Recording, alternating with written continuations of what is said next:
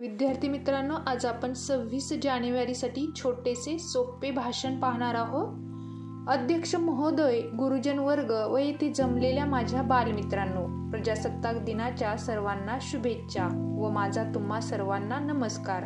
आज 26 जानेवारी म्हणजेच प्रजासत्ताक दिन, त्यासाठी आपण येथे जमलो आहोत। आजचा दिवस आपल्या प्रत्येकासाठी आनंदाचा आणि उत्साहाचा आहे।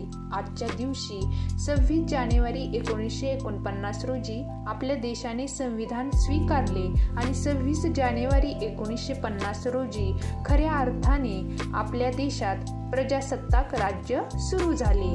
प्रजासत्ताक म्हणजे प्रजेने निवडलेली सत्ता असे आपल्याला म्हणता येईल। प्रजासत्ताक राज्य आले म्हणजे सत्ताधारी झाले चालक आणि आपण झालो मालक। आपल्या देशाचा राज्यकारभार कोणाच्या हाती सोपवायचा हे आपल्या जनतेच्या हाती आले। संविधानाने आपल्याला प्रत्येकाला समान हक्क दिला, प्रत्येकाला विचार व अभिव्यक्ती स्वातंत्र्य दिले।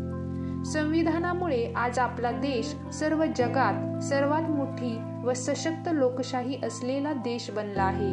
आज आपण सुखाने जे प्रजासत्ताक राज्य उपभोगत आहे त्यासाठी अनेक क्रांतिकारकांचे बलिदान आहे, हे लक्षात ठेवून आपणही जबाबदार नागरिक होणे आवश्यक आहे।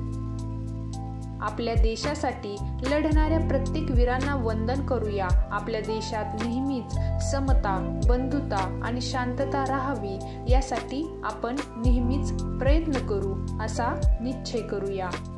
जय हिंद, जय भारत। धन्यवाद।